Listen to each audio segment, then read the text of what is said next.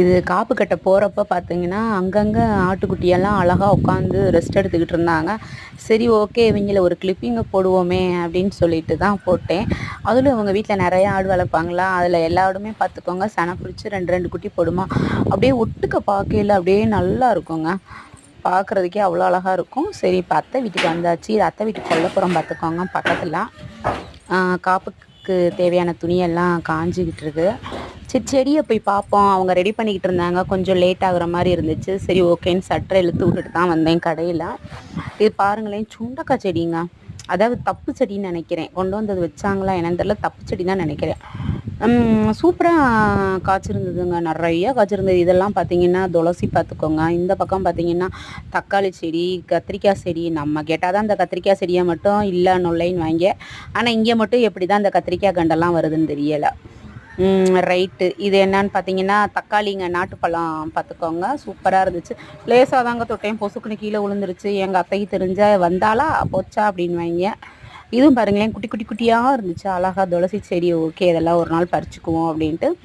இது ரெண்டும் என்னன்னு பார்த்தீங்கன்னா கொத்தவரங்காய். அப்புறம் எங்கள் அத்தை மந்திரிச்சு விட்ற மாதிரி அந்த தீர்த்த தண்ணியெல்லாம் வந்து தொளிச்சாங்க. சரி மேலே பூ நிறையா இருக்குமா, போய் பறிச்சுட்டு வானாங்களா. ஓகே அப்படின்ட்டு நமக்கும் கொஞ்சம் டைம் பாஸ் ஆகுமே அப்படின்ட்டு அந்த பூவெல்லாம் பறித்தேன். எனக்குமே இந்த பூ ரொம்பவே பிடிக்கும். சந்தனம் இல்லை, இது ஒரு வாசம்ங்க. சில பேருக்கு தலைவலிக்குன்னு சொல்லுவாங்க. பூ பறிச்சுக்கிட்டே இருக்கையில் பார்த்தீங்கன்னா அந்த கெடமாடு போச்சுங்க. இந்த கெடமாடு எப்பயுமே எங்களுக்கு இந்த சீசனுக்கு வந்துடும் பார்த்துக்கோங்க.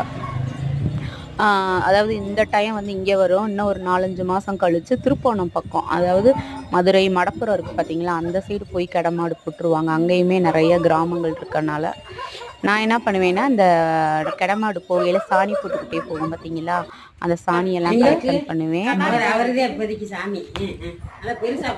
இப்போ தம்பி வந்து குட்டி சாமியார் தான் வந்து எல்லாருக்கும் சந்தன குங்குமம்லாம் வச்சு விட ஆரம்பிச்சிட்டான். அவனுக்கு குட்டியாக வச்சா தானே பிடிக்கும். அது என்னமோ தெரில, எனக்கு எங்கள் சிவாக்கிட்ட போனாலே அவன் மூஞ்சியை பார்த்தாலே எனக்கு என்னமோ வம்புழுக்கணும்னே தோணும். 2 பேத்துக்கு எனக்கு அவனுக்கு சண்டைக்காடு நாரும் பார்த்துக்கோங்க. எங்கள் அத்தை அப்படியே பூர்ணக்கல்லா புஷ்பக்கல்லான்னு சொல்லிட்டு எல்லாருக்கும் ஆசீர்வாதம் வழங்க ஆரம்பிச்சிட்டாங்க. அப்புறம் மாமா பார்த்திங்கன்னா எல்லாருக்கும் காப்பு கட்ட ஆரம்பிச்சிட்டாங்க. லாஸ்ட்டாக தான் ஃபைனலாக தான் நான் காப்பு கட்டியிருப்பேன். எங்கள் அத்தை காப்பு கட்டையிலேயே நல்ல அட்வைஸ் கொடுத்துக்கிட்டு இருந்தாங்க. ஒரு காமெடியாக போச்சு. ஃபைனலாக எனக்கும் கட்டிட்டு அடுத்து வீட்டுக்கு தாங்க கிளம்பி வந்தாச்சு. ஏன்னா கடையை வேற திறந்து போட்டு அடைச்சி போட்டு வந்திருக்கோம் இல்லையா அப்படின்ட்டு. அவ்வளோதாங்க இன்னைக்கு விலாக் முடிஞ்சிருச்சு.